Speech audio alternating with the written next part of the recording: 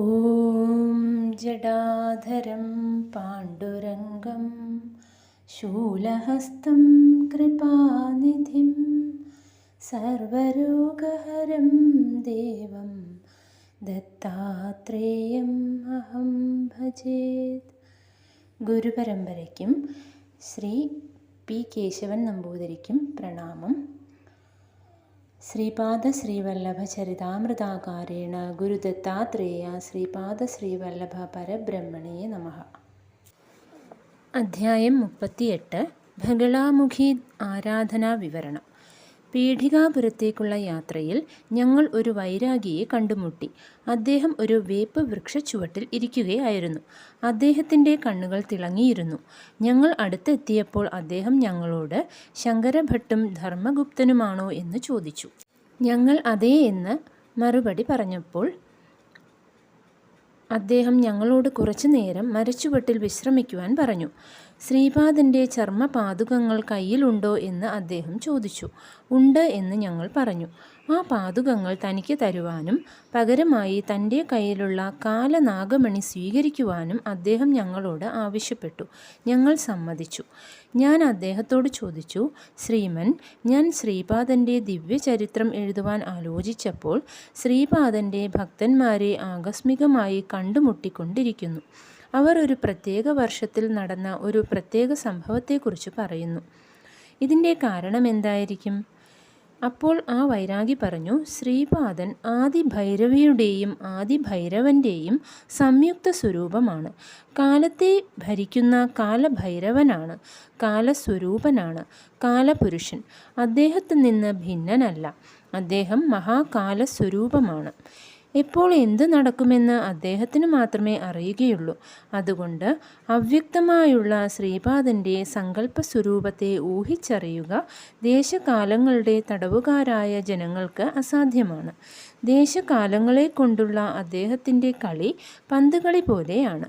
ജീവികളുടെ വികാസക്രമം, അവയുടെ സ്വഭാവങ്ങൾ, ധർമ്മങ്ങൾ, കർമ്മങ്ങൾ, ഫലങ്ങൾ, പ്രഭാവങ്ങൾ എല്ലാം അദ്ദേഹത്തിൻ്റെ അധീനതയിലാണ്. ഞാൻ മഹാപണ്ഡിതനാണെന്ന ഗർവമുള്ള ഒരുവനെ ഒരു ക്ഷണം കൊണ്ട് അജ്ഞാനിയാക്കി മാറ്റുവാൻ അദ്ദേഹത്തിന് കഴിയും. അജ്ഞാനിയായ ഒരുവനെ സമസ്ത വേദാംഗങ്ങളിലും നിപുണനായ മഹാപണ്ഡിതനാക്കി മാറ്റുവാനും കഴിയും. യോഗസമ്പന്നമായ ഒരു അവതാരമാണ് അദ്ദേഹത്തിൻ്റേത്. അദ്ദേഹത്തെ അവതാര പുരുഷനായും സാക്ഷാൽ ദത്തപ്രഭുവായും തിരിച്ചറിയുവാൻ എത്രയോ പാപരാശി ദഹിപ്പിച്ചു കളയേണ്ടതായി വരും.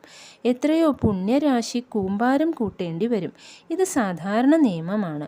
എന്നാൽ അദ്ദേഹത്തിൻ്റെ കൃപാകടാക്ഷങ്ങൾ ലഭിക്കുന്ന ഒരാൾക്ക് ഈ സാധാരണ നിയമത്തിന് അതീതമായി അദ്ദേഹത്തിൻ്റെ ഭക്തസംരക്ഷണം ലഭിക്കുന്നതാണ്. അദ്ദേഹം ക്ഷണം തോറും ലീലകളിൽ വിഹരിക്കുന്നു. ശ്രീപാദൻ്റെ ചരിതാമൃതം പഠിക്കുന്നവർക്ക് ഒരു ക്രമമായ രീതിയിൽ വികാസമുണ്ടാകുന്നു. അതുകൊണ്ട് അദ്ദേഹത്തിൻ്റെ ജീവിതത്തിൽ ഓരോ സംവത്സരത്തിലും നടക്കുന്നതിൽ 1-2 സംഭവങ്ങൾ മാത്രമേ നിങ്ങളോട് പറയുന്നുള്ളൂ. അതും ക്രമാനുഗതമായി നിങ്ങൾക്ക് മനസ്സിലാക്കി തരുന്നു. ഇവയെല്ലാം ആ ദിവ്യലീലകളുടെ അവിഭാജ്യ ഭാഗങ്ങളാണ്. ഭൂഗോളത്തിൻ്റെ വികസനത്തിന് മാത്രമായിട്ടാണ് അദ്ദേഹം അവതരിച്ചത് എന്ന് കരുതുന്നത് തെറ്റാണ്. ക്ഷണം തോറും അനേക കോടി ബ്രഹ്മാണ്ടങ്ങളുടെ സൃഷ്ടിസ്ഥിതി ലയങ്ങൾ സംഭവിക്കുന്നു. ഇവയുടെയെല്ലാം പരിണാമക്രമങ്ങൾ സദാ അദ്ദേഹത്തിൻ്റെ കൈകളിലാണ്. അദ്ദേഹത്തിൻ്റെ ദിവ്യനേത്ര ജലാശയങ്ങളിൽ കോടാനുകോടി ബ്രഹ്മാണ്ടങ്ങളുടെ വൃദ്ധിയും ക്ഷയവും സംഭവിക്കുന്നു. ഇതാണ് അദ്ദേഹത്തിൻ്റെ നിജതത്വം. യഥാർത്ഥത്തിൽ നിരാകാരമായ ആ പരമതത്വവും എവിടെ ഏതു സ്ഥിതിയിൽ ഉണ്ടെന്ന് അവ്യക്തമായ മഹാതത്വവും നരാകാരത്തിൽ പീഠികാപുരത്ത് അവതരിച്ചു എന്നത് ഒരു ദിവ്യലീലയാണ്. അവതരിച്ചതിനു ശേഷമുള്ള ലീലകൾക്കും അവസാനമില്ല. വേദങ്ങൾ പോലും അദ്ദേഹത്തെക്കുറിച്ച് വർണ്ണിച്ച് പിന്നെ മൗനം ഭജിച്ചു. അദ്ദേഹത്തിൻ്റെ ജ്ഞാനം അതിരറ്റതാണ്. വേദങ്ങളുടെ ജ്ഞാനം പരിമിതമാണ്. അദ്ദേഹത്തിൻ്റെ ശക്തി അനന്തമാണ്. കരുണ അനന്തമാണ്. അദ്ദേഹം എല്ലാ ദേശങ്ങളിലും എല്ലാ കാലങ്ങളിലും ഉണ്ട്. അദ്ദേഹം സത്യത്തിന് സത്യമാണ്, ജ്ഞാനത്തിന് ജ്ഞാനമാണ്, അനന്തത്തിനും അതീതമായ അനന്തമാണ്. ബഗളാമുഖി ഉപാസന. വാസ്തവത്തിൽ ഞാൻ ബംഗാളിയാണ്. ഞാൻ ബഗളാമുഖി ആരാധകനാണ്. ദേവി ദശമഹാവിദ്യകളിൽ ഒന്നാണ്. വ്യക്തിരൂപത്തിലുള്ള ശത്രുനാശനം ആഗ്രഹിക്കുന്നവർ ഈ ദേവിയെ ആരാധിക്കണം. പരമേശ്വരൻ്റെ സമഷ്ടി രൂപത്തിലുള്ള സംഹാരശക്തിയും ബഹളാദേവിയാണ്. ഈ ദേവിയെ ആരാധിക്കുന്നത് കൊണ്ട് വാക്ശുദ്ധി ഉണ്ടാകുന്നു. അതായത് മനോവാക് കർമ്മങ്ങളിൽ ഏകത്വം വഹിച്ച് ധർമ്മബദ്ധമായ ജീവിതം നയിക്കുന്നവർ എന്ത് വാക്ക് പറയുന്നുവോ അത് സത്യമായി വരുന്നു. വാക്കിനും പരാ, പശ്യന്തി, മധ്യമ എന്ന ഭേദങ്ങൾ ഉണ്ട്. സത്യയുഗത്തിൽ സമസ്ത ജഗത്തിനെയും നശിപ്പിക്കുവാൻ പോന്ന ഭയങ്കരമായ ഒരു കൊടുങ്കാറ്റ് ഉണ്ടായി. ജീവികളുടെ സങ്കടസ്ഥിതി കണ്ട് വിഷ്ണു ഭഗവാൻ ചിന്താഗ്രസ്തനായി. ഭഗവാൻ തപസ്സു ചെയ്തു. അപ്പോൾ ശ്രീവിദ്യ മഹാദേവി ബഹളാദേവി രൂപത്തിൽ ആവിർഭവിച്ചു. ശ്രീമൻ നാരായണനെ ദർശിച്ച് ദേവി നാശത്തെ വർഷിക്കുന്ന കൊടുങ്കാറ്റിനെ സ്തംഭിപ്പിച്ചു. ചിലർ ദേവിയെ വൈഷ്ണവീ ദേവിയായി കണക്കാക്കുന്നു. ചൊവ്വാഴ്ച ചതുർദശി ദിവസം അർദ്ധരാത്രി സമയത്ത് ദേവി ആവിർഭവിച്ചു. ദേവി സ്തംഭനശക്തി രൂപിണിയാണ്. ആദിത്യമണ്ഡലം ഇളകാതെ നിന്നത് ദേവിയുള്ളത് കൊണ്ടാണ്. അതേ വിധത്തിൽ സ്വർഗവും ഉറച്ചു നിന്നു. ഇഹലോക സുഖവും പരലോക സുഖവും നൽകുവാൻ ദേവിക്ക് കഴിയും. സാധകൻ്റെ ജീവിതത്തിൽ കുഴപ്പങ്ങൾ ഉണ്ടാക്കുന്ന ദുഷ്ട ദൗർഭാഗ്യ ശക്തികളെ ദേവി തടയുന്നു. അന്ധകാര ശക്തികളെ സ്തംഭിപ്പിച്ച് സാധകൻ്റെ പുരോഗതിക്ക് സംരക്ഷണം നൽകുന്നു. ദേവിക്ക് ബഡഭാമുഖി, ജാതവേദമുഖി, ഉൽക്കാമുഖി, ജ്വാലാമുഖി, ബൃഹദ്ഭാനുമുഖി എന്നെല്ലാം പേരുകളുണ്ട്. വാസ്തവത്തിൽ ബ്രഹ്മദേവനാണ് സർവപ്രഥമമായി ബഹള മഹാവിദ്യോപാസന ചെയ്തത്. ഈ മഹാദേവിയെ ബ്രഹ്മദേവൻ തിരുമലയിൽ ബാലാരൂപമായി കണ്ട് ആരാധിച്ചു. ബ്രഹ്മാവ് ഈ മൂർത്തിയെ ശ്രീ പത്മാവതി സമേത വെങ്കടേശ്വരനായും ആരാധിച്ച് ബ്രഹ്മോത്സവങ്ങൾ ആരംഭിച്ചു. ബ്രഹ്മദേവൻ ഈ മഹാവിദ്യയെ സനകാദി മഹർഷിമാർക്ക് ഉപദേശിച്ചു. ബ്രഹ്മാവിന് ശേഷം ഈ വിദ്യയെ ഉപാസിച്ചവരിൽ മുഖ്യൻ വിഷ്ണുവാണ്. പിന്നീട് പരശുരാമനും ദേവിയെ ഉപാസിച്ചു. ഞാൻ തീർത്ഥയാത്രയുടെ ഭാഗമായി പീഠികാപുരത്ത് വന്നു.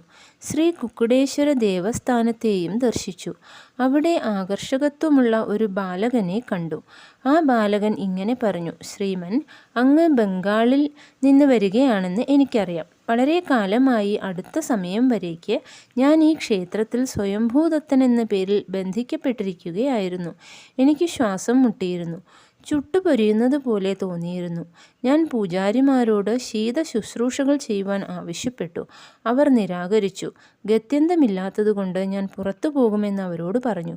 ഞാൻ പോകുന്നതിന് പകരമായി എന്നെ പുറത്താക്കുമെന്ന് അവർ പറഞ്ഞു. അതുകൊണ്ട് അല്പസമയം മുമ്പ് ഞാൻ പുറത്തു പോന്നു. അദ്ദേഹത്തിൻ്റെ വാക്കുകളുടെ ആന്തരാർത്ഥം എനിക്ക് മനസ്സിലായി.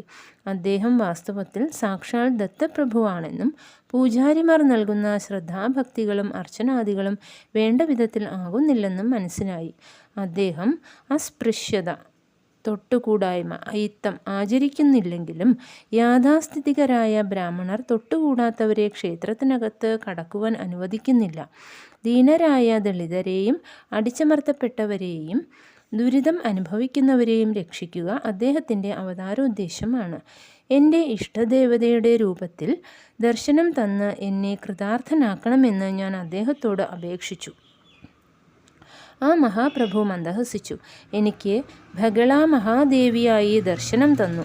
ഈ ചർമ്മചക്ഷുസ്സുകൾക്ക് ആ മഹാതേജസ്സിനെ നോക്കുവാനുള്ള ശക്തി ഉണ്ടായിരുന്നില്ല. ഞാൻ മോഹാലസ്യപ്പെട്ടു. അവിടെ ഉണ്ടായിരുന്ന ദയാനിധികളായ ചിലർ എന്നെ എടുത്ത് അടുത്തുള്ള ഒരു മരച്ചുവട്ടിൽ ഒരു കയറ്റുപായ വിരിച്ച് അതിൽ കിടത്തി.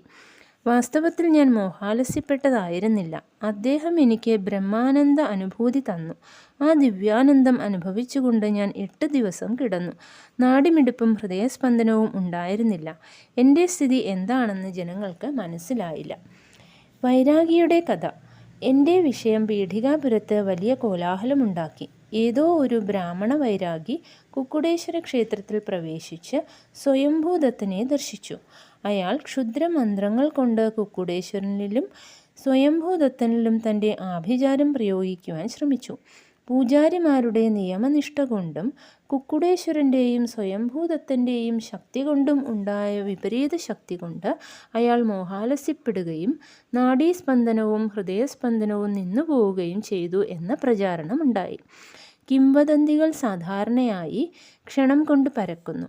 സത്യത്തെ അസത്യമായും അസത്യത്തെ സത്യമായും വ്യാഖ്യാനിക്കുകയും അത് മറ്റുള്ളവരെ വിശ്വസിപ്പിക്കുകയും ചെയ്യുന്നതിൽ ഇവിടത്തെ ജനങ്ങൾ ബഹുസമർത്ഥരാണ്. എന്നാൽ അവരുടെ ഇടയിൽ അവതരിച്ച ശ്രീപാദ ശ്രീവല്ലഭൻ അവരെക്കാളെല്ലാം സമർത്ഥനാണ്. ഇവിടെ നടക്കുന്നതെല്ലാം അദ്ദേഹത്തിന് വലിയ വിനോദങ്ങളാണ്. അദ്ദേഹം നിത്യവിനോദിയാണ്, ദിവ്യവിനോദിയാണ്. പീഠികാപുരത്തെ പൂജാരിമാരുടെ പ്രാധാന്യം വർദ്ധിച്ചു. അവരുടെ നിയമനിഷ്ഠകളുടെ ഫലമായി ഒരു ക്ഷുദ്രമാന്ത്രികൻ മൂർച്ഛിക്കുകയും ശവം പോലെയാവുകയും ചെയ്തു. അവരുടെ സഹായം കൊണ്ട് എല്ലാ അരിഷ്ടങ്ങളും മാറുന്നു. അവരെക്കൊണ്ട് ചെയ്യിക്കുന്ന പ്രത്യേക പൂജകളെക്കൊണ്ട് വളരെയധികം ശ്രേയസ് ഉണ്ടാകുന്നു. ഇങ്ങനെയുള്ള പ്രചാരങ്ങൾ ഉണ്ടായി. പൂജാരികൾ പൂജകൾ ആരംഭിച്ചു. ബ്രാഹ്മണർക്ക് ഉദാരമായ സംഭാവനകൾ നൽകപ്പെട്ടു. ഇതിനിടയിൽ പെട്ടെന്ന് പൂജാരിമാർക്കൊരു വേവലാതി ഉണ്ടായി. അവർ വലിയ പ്രയത്നം ചെയ്ത് സ്വയംഭൂദത്തനെയും കുക്കുടേശ്വരനെയും പൂജിക്കുകയായിരുന്നു. അവർക്ക് പലതരത്തിലുള്ള സ്വയം പാകങ്ങളും, അതായത് സ്വയം പാകം ചെയ്ത് ഭക്ഷിക്കാനുള്ള അരി, പച്ചക്കറി മുതലായവ ഉദാരമായ ദക്ഷിണകളും കിട്ടിയിരുന്നു. അവരുടെ ഗൃഹങ്ങളിൽ പെട്ടികളിൽ സൂക്ഷിച്ചിരുന്ന പണമെല്ലാം പിറ്റേന്ന് പുലരുമ്പോഴേക്കും അപ്രത്യക്ഷമായിരുന്നു. ഏറ്റെടുത്ത പൂജകളെല്ലാം ചെയ്യേണ്ടിയിരുന്നു. എന്നാൽ കിട്ടുന്ന പണം അപ്രത്യക്ഷമാകും. അതുമാത്രമല്ല, സ്വയം പാകങ്ങൾ ധാരാളമായി ഭക്ഷിച്ചിരുന്നുവെങ്കിലും അവർക്ക് തങ്ങൾ ക്ഷീണിതരും ദുർബലരുമായി തോന്നിയിരുന്നു. ഒരു ഭാഗത്ത് ക്ഷീണം, മറുഭാഗത്ത് പണം കാണാതാകുക വളരെ അസാധാരണമായ ഒരവസ്ഥയായിരുന്നു ഇത്. ഈ സത്യം പുറത്തു പറയുകയാണെങ്കിൽ വളരെ കുഴക്കുന്ന സാഹചര്യങ്ങളെ നേരിടേണ്ടി വരും. ആ മഹാപുരോഹിതന്മാർ മന്ത്രതന്ത്ര ശാസ്ത്രങ്ങളിൽ നിപുണരാണെന്ന് വ്യാപകമായി പ്രചരിപ്പിച്ചിരുന്നതിനാൽ അവർ ഒരു യക്ഷിണിയുടെ സ്വാധീനത്തിലാണെന്ന സത്യം അവരുടെ സൽപ്പേരിനെ കളങ്കപ്പെടുത്തും. അതുകൊണ്ട് ഈ കാര്യങ്ങൾ അവർ മനസ്സിൽ തന്നെ സൂക്ഷിച്ചു, ആരോടും പറഞ്ഞില്ല. മോഹാലസ്യപ്പെട്ട വൈരാഗി ജീവനോടെയുണ്ടോ മരിച്ചോ എന്ന് ഉറപ്പുവരുത്തണമെന്നും മരിച്ചുവെങ്കിൽ സംസ്കരിക്കണമെന്നും അവർ തീരുമാനിച്ചു. ശ്രീ ബാപ്പനാരിയുടെ മുമ്പിൽ ഈ വിഷയം ഉന്നയിക്കപ്പെട്ടു. വൈരാഗിയുടെ ശരീരത്തെ പരിശോധിച്ച ശ്രീ ബാപ്പനാര്യ വൈരാഗി മരിച്ചിട്ടില്ലെന്നും മോഹാലസ്യം ഉണ്ടായിട്ടില്ലെന്നും അദ്ദേഹം ഒരു സമാധിസ്ഥിതിയിലാണെന്നും പ്രസ്താവിച്ചു. ശ്രീ ബാപ്പനാരിയുടെ വാക്കുകൾ ഗൗനിക്കാതെ വൈരാഗിയുടെ ശരീരം ദഹിപ്പിക്കുകയാണെങ്കിൽ യക്ഷിണി ദോഷ നിവാരണമാകുമെന്ന് ചിലർ ചിന്തിച്ചു. മരിക്കാതെ ദഹിപ്പിക്കുമ്പോൾ വൈരാഗിയുടെ ശക്തികൾ വിജൃംഭിച്ച് വലിയ അരിഷ്ടങ്ങൾ സൃഷ്ടിക്കുമെന്ന് മറ്റു ചിലർ പറഞ്ഞു. ശ്രീപാദൻ്റെ വിചിത്രമായ നിശ്ചയം കൊണ്ട് മാത്രം എൻ്റെ ശരീരദഹനം നടക്കാതെ പോയി. 8 ദിവസങ്ങൾക്കു ശേഷം ഞാൻ സാധാരണ പോലെയായി. ശ്രീപാദൻ തൻ്റെ ദിവ്യശ്രീ ഹസ്തം കൊണ്ട് എൻ്റെ നെറ്റിയിൽ തൊട്ടു. ബ്രാഹ്മണരാരും എനിക്ക് ഭിക്ഷ തന്നില്ല. ശ്രീ പീഠികാപുരത്ത് എൻ്റെ താമസവും ഭക്ഷണവും ഒരു ആട്ടിടയൻ്റെ വീട്ടിൽ ഏർപ്പാട് ചെയ്യപ്പെട്ടു. ഞാൻ ജാതി വ്യത്യാസങ്ങൾ പാലിക്കാറില്ലാത്തതുകൊണ്ട് ഇടയന്മാർ എന്നോട് അടുത്തു. അവരുടെ ഇടയിൽ ലക്ഷ്മി എന്നൊരു സ്ത്രീ ഉണ്ടായിരുന്നു. അവരുടെ ഭർത്താവ് അവരോട് വളരെ സ്നേഹത്തോടെ പെരുമാറിയിരുന്നു. അയാൾ ഇടയന്മാരുടെ മുഖ്യനായിരുന്നു. എന്ന് മാത്രമല്ല, ആ ജാതിക്കാർക്കിടയിൽ തർക്കങ്ങൾ ഉണ്ടായാൽ തീർപ്പാക്കുകയും ചെയ്തിരുന്നു. അയാൾ ചെറുപ്പമായിരുന്നെങ്കിലും അഭ്യസ്തവിദ്യനായിരുന്നു. അയാൾ വസ്തുവകകളുടെ ആധാരങ്ങൾ വായിക്കും, അവയിൽ എഴുതിയതുപോലെ വിവരണം ചെയ്യും, ഭൂസ്വത്തിനെ സംബന്ധിച്ച് രേഖകൾ തയ്യാറാക്കും. അതുകൊണ്ട് അയാളുടെ ജാതിക്കാർ പ്രായം കാര്യമാക്കാതെ അയാളെ മുഖ്യനായി നിശ്ചയിച്ചു. അയാളുടെ പത്നിയായ ലക്ഷ്മി പതിവ്രതാ ലക്ഷണങ്ങൾ തികഞ്ഞവളായിരുന്നു. 4-5 വർഷങ്ങൾക്ക് മുമ്പ് അവർ വിധവയായി. ശ്രീപാദൻ്റെ മഹത്വം അറിയാമായിരുന്നതുകൊണ്ട് അദ്ദേഹവുമായി ഏതെങ്കിലും വിധത്തിൽ ബന്ധപ്പെടുകയാണെങ്കിൽ അവർക്ക് ശ്രേയസ്സുണ്ടാകുമെന്ന് ഞാൻ ലക്ഷ്മിയോട് പറഞ്ഞു. അതിനിടയിൽ വെങ്കടപ്പയ്യ ശ്രേഷ്ഠിയുടെ വീട്ടിൽ പശുക്കറവ നിന്നു. അതുകൊണ്ട് ലക്ഷ്മി ശ്രീ ശ്രേഷ്ഠിയുടെ വീട്ടിലേക്ക് പാൽ കൊണ്ടുപോകുവാൻ തുടങ്ങി. ശ്രീപാദൻ ശ്രീ ശ്രേഷ്ഠിയുടെ വീട്ടിലേക്ക് പലപ്പോഴും പോകാറുണ്ട്. അമ്മമ്മേ, എനിക്ക് വിശക്കുന്നു എന്ന് ശ്രീപാദൻ പറയുന്നതിന് മുമ്പ് തന്നെ മഹാലക്ഷ്മിയെ പോലെയുള്ള വെങ്കടസുബ്ബമ്മ പാൽ തിളപ്പിച്ച് ശ്രീപാദന് കൊടുക്കുമായിരുന്നു.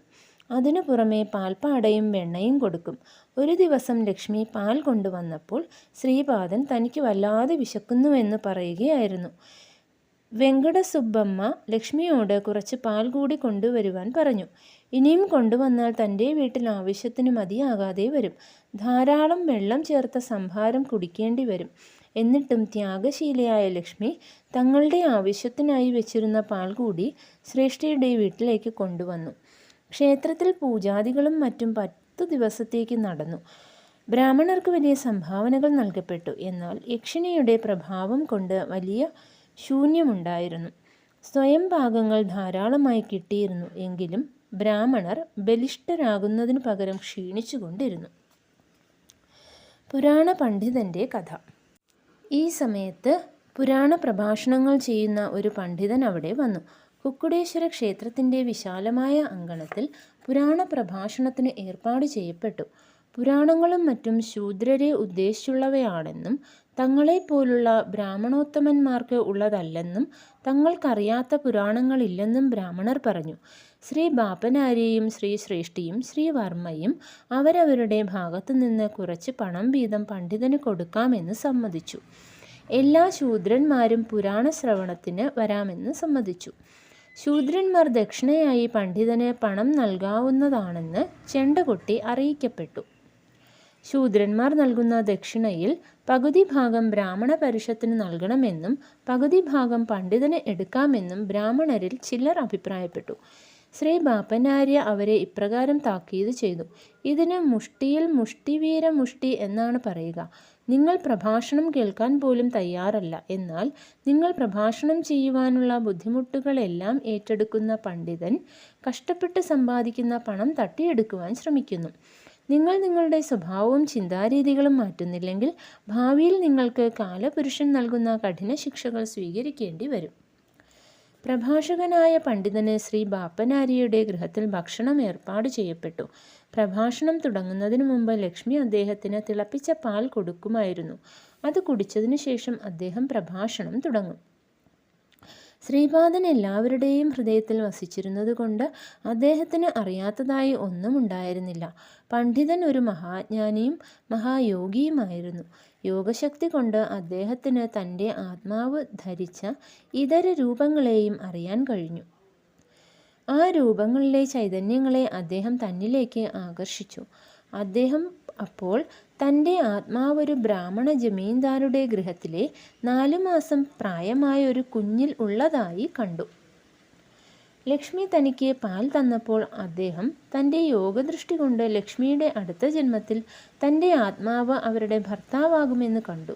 മുൻപറഞ്ഞ കുഞ്ഞ് ലക്ഷ്മിയുടെ ഭർത്താവാകും എന്നായിരുന്നു അതിൻ്റെ അർത്ഥം. ആത്മാവിൻ്റെ പുരുഷരൂപങ്ങളെല്ലാം മൂലതത്വമായ തൻ്റെ ആത്മാവുമായി ഐക്യം പ്രാപിച്ചിരുന്നു.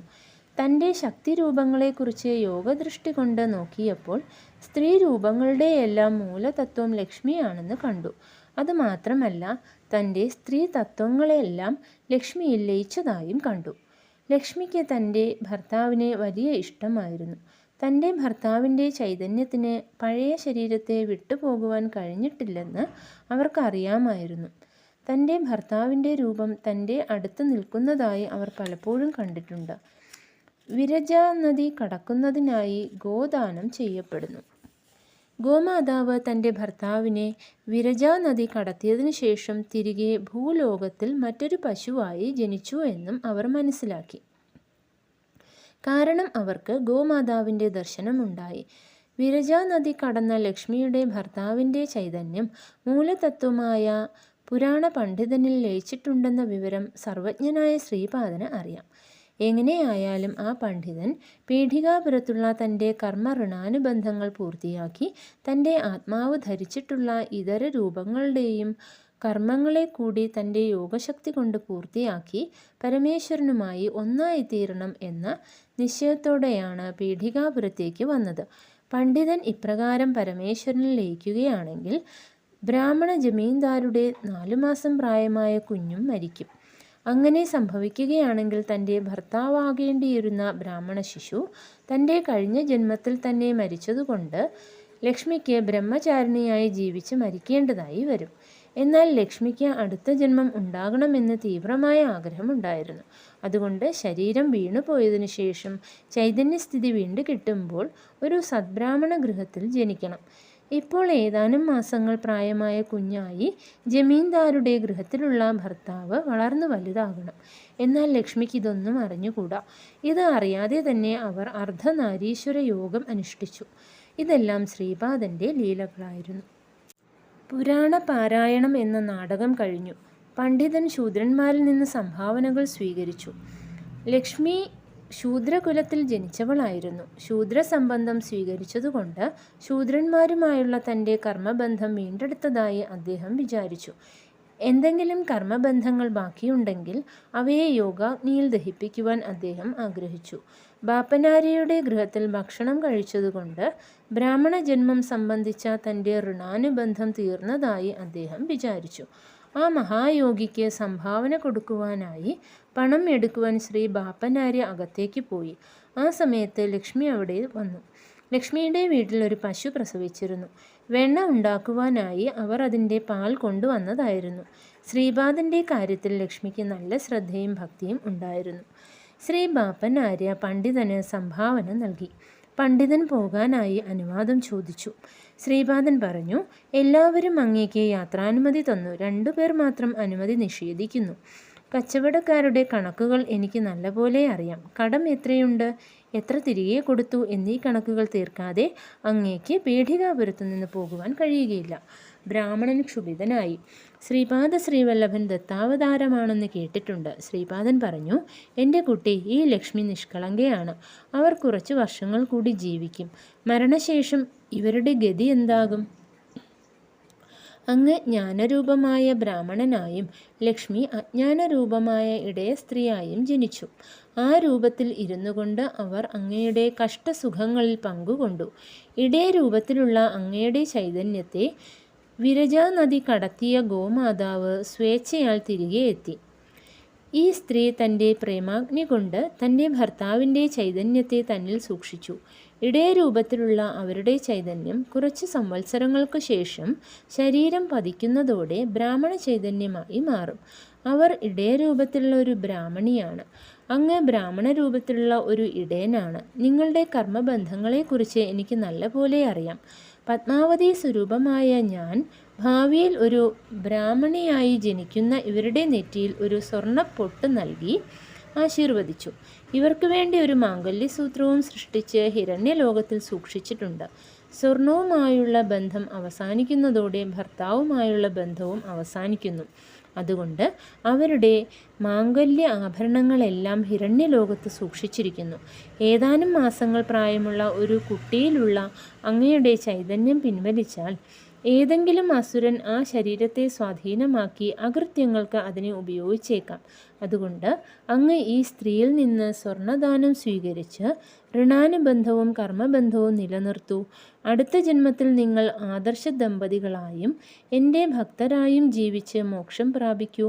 ഇങ്ങനെ പറഞ്ഞ് ശ്രീപാദൻ അവരെ അനുഗ്രഹിച്ചു. കുട്ടികളെ, ഇങ്ങനെ 4 മാസം പ്രായമുള്ള ആ ബ്രാഹ്മണ സന്തതി വളർന്നു വരും. ലക്ഷ്മി ഒരു ബ്രാഹ്മണ കുടുംബത്തിൽ ജനിച്ച് അയാളുടെ ഭാര്യയാകും. ശ്രീപാദൻ്റെ ലീലകൾ അത്ഭുതകരങ്ങളാണ്. അധ്യായം 39. നാഗേന്ദ്ര ശാസ്ത്രിയുമായുള്ള കൂടിക്കാഴ്ച. ഞങ്ങൾ കാലനാഗമണി സ്വീകരിച്ച് യാത്ര തുടർന്നു. ശ്രീ പീഠികാപുരം സന്ദർശിക്കുവാനുള്ള ഞങ്ങളുടെ താൽപ്പര്യം വർദ്ധിച്ചുകൊണ്ടിരുന്നു. കാലനാഗങ്ങളുടെ സ്വരൂപം. ഞങ്ങൾ ഒരു ബ്രാഹ്മണ ഗൃഹത്തിൽ ആതിഥ്യം സ്വീകരിച്ചു. ഗൃഹനാഥൻ്റെ പേര് നാഗേന്ദ്രശാസ്ത്രി എന്നായിരുന്നു. അദ്ദേഹത്തിന് മന്ത്രശാസ്ത്രം അറിയാമായിരുന്നു. ധാരാളം നാഗങ്ങൾ അവിടെ ഇഴഞ്ഞു നടന്നിരുന്നു. എന്നാൽ അവ ആരെയും ഉപദ്രവിച്ചിരുന്നില്ല. അദ്ദേഹം നാഗങ്ങളെ തൻ്റെ കുട്ടികളെ പോലെ പരിപാലിച്ചിരുന്നു. അവർ അദ്ദേഹത്തിൻ്റെ ദേഹത്തിലും ഇഴഞ്ഞിരുന്നു. ദിവ്യനാഗങ്ങൾക്ക് തലയിൽ മണി അല്ലെങ്കിൽ രത്നം ഉണ്ടായിരുന്നു. അദ്ദേഹം കുറേ വർഷങ്ങളായി നാഗോപാസന ചെയ്തിരുന്നു. പൂജിക്കുവാനായി കാലനാഗമണിക്കായി അദ്ദേഹം നാഗദേവതയോട് പ്രാർത്ഥിച്ചുകൊണ്ടിരുന്നു. നാഗമണിയുടെ പ്രഭാവം. നാഗേന്ദ്രശാസ്ത്രി പറഞ്ഞു, മാന്യരെ, ഇന്ന് വളരെ നല്ല ദിവസമാണ്. ശ്രീപാദൻ 15 വയസ്സുള്ള ഒരു ബാലനായിരുന്നപ്പോൾ ഞാൻ പീഠികാപുരത്ത് പോയി. പാതകയാ ക്ഷേത്രം സന്ദർശിച്ചു. സ്വയംഭൂദത്തൻ്റെ കഴുത്തിൽ കാലനാഗത്തെ ദർശിച്ചു. അതിൻ്റെ പത്തിമേൽ ഒരു മണി ഉണ്ടായിരുന്നു. കാലത്തെ ഭരിക്കുന്ന നാഗങ്ങൾക്ക് കാലനാഗങ്ങളെന്ന് പേര്. അവയ്ക്ക് കുണ്ടലിനി ശക്തിയുണ്ട്. അവ മഹർഷിമാരെ പോലെ എപ്പോഴും യോഗധ്യാനത്തിൽ ഇരിക്കുന്നു. മനുഷ്യരെ പോലെ അവയ്ക്കും വിവിധ അവസ്ഥകളുണ്ട്. സാധാരണയായി മനുഷ്യർക്ക് കാലനാഗങ്ങളെ കാണാൻ കഴിയുകയില്ല. കാലനാഗത്തിൻ്റെ പത്തിമേലുള്ള നാഗമണിക്ക് ചൊവ്വാഗ്രഹത്തിൽ നിന്ന് വരുന്ന അശുഭസ്പന്ദനങ്ങളെ തടയുവാനുള്ള ശക്തിയുണ്ട്. അശുഭസ്പന്ദനങ്ങൾ നാഗമണിയിൽ ലയിച്ച് അതിൽ നിന്ന് ശുഭസ്പന്ദനങ്ങൾ പുറപ്പെടുന്നു. ആ മംഗളകരമായ സ്പന്ദനങ്ങൾ ചൊവ്വാഗ്രഹ പീഡയുള്ളവർക്ക് ശുഭഫലങ്ങൾ നൽകുന്നു. ജാതകത്തിൽ ചൊവ്വ ശരിയായ സ്ഥാനത്തല്ലെങ്കിൽ ജീവിതത്തിൽ പോരാട്ടത്തിൻ്റെതായ പരിതസ്ഥിതി ഉണ്ടാകുന്നു. വീട്ടിലുള്ളവരുമായി വിരോധം, ബന്ധുമിത്രാദികളുമായി വിരോധം, കടബാധ്യത കൊണ്ടുള്ള ബുദ്ധിമുട്ട്, കന്യകമാർക്ക് വേണ്ട കാലത്ത് വിവാഹം നടക്കായിക, അവർ വൃദ്ധകന്യകകളായി കഴിയേണ്ടതായി വരുന്ന സ്ഥിതി, വിവാഹം കഴിഞ്ഞവർക്ക് സന്താനം ഉണ്ടാകാതിരിക്കുക, എത്ര കഴിവും സാമർഥ്യവും ഉണ്ടെങ്കിലും തുടങ്ങുന്നതെല്ലാം പരാജയപ്പെടുക മുതലായവ ഉണ്ടാകും. സ്വയംഭൂദത്തിനെ ദർശിച്ചതിന് ശേഷം കാലനാഗത്തിൻ്റെ മണി സമ്പാദിക്കണമെന്ന എൻ്റെ ആഗ്രഹം തീവ്രമായി. ആ രത്നം കിട്ടുകയാണെങ്കിൽ ജീവിതത്തിലെ ഓരോ ഘട്ടത്തിലും വിശേഷമായ അഭിവൃദ്ധി ഉണ്ടാകുമെന്ന ആശ വളരെയധികം വർദ്ധിച്ചു. ശ്രീപാദൻ്റെ പാദുക മഹിമ, നാഗദോഷ നിവാരണ നിയമങ്ങൾ. ഞാൻ നരസിംഹവർമ്മയുടെ ഗൃഹത്തിനടുത്ത് പോയിരുന്നു. അപ്പോൾ ശ്രീപാദ ഗുരു സാർവഭൗമൻ മരങ്ങൾക്ക് നനയ്ക്കുകയായിരുന്നു. ശ്രീ നരസിംഹവർമ്മ എല്ലാ മരങ്ങളുടെയും ചുവട്ടിലേക്ക് വെള്ളം എത്തുവാനായി ചെറിയ ചാലുകൾ ഉണ്ടാക്കുകയായിരുന്നു. ആ വീട്ടുപറമ്പിൽ ഒരു അത്തിമരമുണ്ടായിരുന്നു. ആ മരത്തിൻ്റെ ചുവട്ടിൽ ധാരാളം വെള്ളം ഒലിച്ചിറങ്ങുവാനായി അദ്ദേഹം ചാലുകൾ ഉണ്ടാക്കി. ഈ സമയത്ത് ശ്രീപാദൻ്റെ പാദമുദ്രകളോടുകൂടിയ ചെമ്പ് പാദുകങ്ങൾ അദ്ദേഹത്തിൻ്റെ കൈകളിൽ കിട്ടി. അവ 16 വയസ്സുള്ള ഒരു ബാലൻ്റെ പാദങ്ങൾക്ക് യോജിച്ചതായിരുന്നു. അപ്പോൾ നാഗേന്ദ്ര ശാസ്ത്രി, ഇവിടെ വരൂ എന്നൊരു വിളി കേട്ടു. ഞാൻ ആശ്ചര്യത്തോടെ അദ്ദേഹത്തിൻ്റെ മുമ്പിലേക്ക് ചെന്നു. ശ്രീവർമ്മ ആ പാദുകങ്ങളെ നാളികേര വെള്ളം കൊണ്ട് കഴുകി ശ്രീപാദൻ്റെ പാദപദ്മങ്ങളുടെ മുമ്പിൽ വെച്ചു. അവ എനിക്ക് വന്ദിക്കുവാനായി തരും എന്നാണ് ശ്രീവർമ്മ പ്രതീക്ഷിച്ചത്. എന്നാൽ ശ്രീപാദൻ്റെ ഉദ്ദേശം മറ്റൊന്നായിരുന്നു. അദ്ദേഹം ദയാപൂർവം ആ പാദുകങ്ങൾ എനിക്ക് തന്ന് ഇങ്ങനെ പറഞ്ഞു: നാഗേന്ദ്ര ശാസ്ത്രി, നിങ്ങൾ ഒരു നാഗേന്ദ്രപീഠം സ്ഥാപിച്ച് ഈ പാദുകങ്ങളെ പൂജിക്കൂ. നിങ്ങൾ എത്രയോ കാലമായി കാലനാഗങ്ങൾ ധരിക്കുന്ന മണിക്ക് വേണ്ടി ആഗ്രഹിക്കുന്നു. ഞാൻ നിങ്ങളിൽ സന്തുഷ്ടനായിരിക്കുന്നു. കാലനാഗങ്ങൾ നിരന്തരം തങ്ങളുടെ ദിവ്യമണികൾ കൊണ്ട് ഏത് സ്വാമിയെ പൂജിക്കുന്നുവോ, ഏത് ദിവ്യ പാദപദ്മങ്ങളെ ആരാധിക്കുന്നുവോ ആ മഹാസ്വാമി ഞാനാണ്. ഈ ദിവ്യപാദുകങ്ങൾ എൻ്റേതാണ്. അങ്ങ് ഇത് പൂജിക്കൂ. വ്യാധിപീഡിതരായ ജനങ്ങൾ നിങ്ങളെ സമീപിക്കും. നിങ്ങൾ ഈ പാദുകങ്ങൾ പൂജിച്ച് തീർത്ഥം അവർക്ക് കൊടുക്കൂ. അവരുടെ രോഗം മാറും. എല്ലാ വിധത്തിലുള്ള നാഗദോഷങ്ങൾക്കും ശാന്തിയുണ്ടാകും. നാഗദോഷ ശാന്തിക്കായി പൂജകൾ ചെയ്യുന്ന സന്ദർഭങ്ങളിൽ ദക്ഷിണകൾ കൊടുക്കുന്നത് നിബന്ധനകൾ കൃത്യമായി പാലിച്ചുകൊണ്ടായിരിക്കണം. ദക്ഷിണ കൊടുക്കുന്നയാളുടെ ഭാര്യയുടെയോ ഭർത്താവിൻ്റെയോ അവരുടെ അച്ഛനമ്മമാരുടെയോ അല്പം സംഖ്യ കൂടി അതിൽ ചേർത്തിരിക്കണം. അതായത് ഭർത്താവാണ് ദക്ഷിണ കൊടുക്കുന്നത് എങ്കിൽ ഭാര്യയുടെ വീട്ടിൽ നിന്നുള്ള കുറച്ച് സംഖ്യ കൂടി അതിൽ ചേർത്തിരിക്കണം. ഭാര്യയാണ് കൊടുക്കുന്നതെങ്കിൽ ഭർതൃഗൃഹത്തിൽ നിന്നുള്ളതും ചേർക്കണം. ഭർത്താവും ഭാര്യയും ചേർന്ന് ദക്ഷിണ കൊടുക്കുമ്പോൾ രണ്ടുപേരുടെയും സ്വന്തം പണം അതിൽ ഉണ്ടായിരിക്കണം. അവ രണ്ടും ചേർത്ത് ദക്ഷിണ കൊടുക്കാം. ഒരു കന്യക നാഗദോഷ പരിഹാരത്തിന് ദാനം കൊടുക്കുമ്പോൾ അച്ഛനിൽ നിന്നും അമ്മാമനിൽ നിന്നുമുള്ള സംഖ്യകൾ അതിൽ ഉണ്ടായിരിക്കണം. ഇപ്രകാരം ചെയ്യുമ്പോൾ നാഗദോഷം പൂർണ്ണമായും നിവാരണം ചെയ്യപ്പെടും. ഒരാൾക്കും അയാൾ ജനിച്ച കുടുംബത്തിൽ നിന്നുള്ള പണം കൂടി ചേർത്ത് ദക്ഷിണ നൽകാത്തിടത്തോളം അയാളുടെ നാഗദോഷം പൂർണ്ണമായും നിവാരണം ചെയ്യപ്പെടുകയില്ല എന്ന ഒരു നിബന്ധന കൂടി ഞാൻ ഉണ്ടാക്കിയിട്ടുണ്ട്. കുട്ടി നാഗേന്ദ്ര ശാസ്ത്രി, എൻ്റെ ഈ വാക്കുകൾ അതിശ്രദ്ധയോടെ അനുസരിച്ച് പ്രവർത്തിക്കൂ. നാഗശാസ്ത്രത്തിലുള്ള നിങ്ങളുടെ വൈദഗ്ധ്യം ലോകക്ഷേമത്തിനായി ഉപയോഗിക്കൂ. ദത്ത ആരാധകർക്ക് ലഭിക്കുന്ന വിശേഷ ഫലങ്ങൾ. ഭാവിയിൽ ശങ്കരഭട്ട്, ധർമ്മഗുപ്തൻ എന്നു പേരുള്ള 2 പേർ നിങ്ങളുടെ അടുത്ത് വരും. നിങ്ങൾ എൻ്റെ ദിവ്യപാദുകങ്ങൾ അവർക്ക് കൊടുത്ത് അവരുടെ കൈകളിൽ നിന്ന് ദിവ്യമായ കാലനാഗമണി സ്വീകരിക്കൂ. ശരീരധർമ്മങ്ങൾക്ക് ഒരു സമയമുണ്ട്, മനസ്സിന് ഒരു സമയമുണ്ട്, പ്രാണന് ഒരു കാലമുണ്ട്. ആത്മാവ് കാലാതീതമാണ്. ഗ്രഹങ്ങൾക്കും നക്ഷത്രങ്ങൾക്കും പ്രത്യേക കാലങ്ങളുണ്ട്. വൃദ്ധിക്ഷയങ്ങൾ കാലാദികളാൽ വ്യവസ്ഥിതമാണ്. അനേകം ബ്രഹ്മാണ്ടങ്ങൾ ഉത്ഭവിക്കുന്നു, വൃദ്ധി ഉണ്ടാകുന്നു, കുറച്ചു കാലം സ്ഥിതി തുടരുന്നു, പിന്നെ വിലയം പ്രാപിക്കുന്നു. ഇതെല്ലാം കാലമഹിമയാണ്. അപ്രകാരമുള്ള കാലസ്വരൂപം എൻ്റെ അധീനത്തിലാണ്. കാലപുരുഷൻ എല്ലായ്പ്പോഴും എൻ്റെ ഭക്തന്മാരെ അനുകൂലിക്കുന്നു. ഭൂതപ്രേത പിശാചാദി പാപശക്തികൾക്ക് ദത്താരാധന ചെയ്യുന്നവരെ ഉപദ്രവിക്കുവാൻ കഴിയുകയില്ല. ഈ സൃഷ്ടിയിലെ പ്രാണികളിൽ ഏറ്റവും ശക്തൻ ഞാനാണ്. എന്നിൽ നിന്ന് ബലം ആർജിച്ച് ജീവരാശികൾ വൃദ്ധി നേടുന്നു. ഗർവം കൊണ്ട് മതോന്മത്തരാകുന്നവരിൽ നിന്ന് ഞാൻ എൻ്റെ ബലം പിൻവലിക്കുന്നു. ഗർവവും അഹങ്കാരവുമാണ് എല്ലാ അനർത്ഥങ്ങൾക്കും കാരണം. എന്നെ എപ്പോഴും സ്മരിക്കുകയും ആരാധിക്കുകയും ചെയ്യുന്നവർ നിത്യസന്തുഷ്ടിയിലും ആനന്ദത്തിലും ജീവിക്കും. ശ്രീപാദൻ ഇങ്ങനെ പറഞ്ഞു നിർത്തി.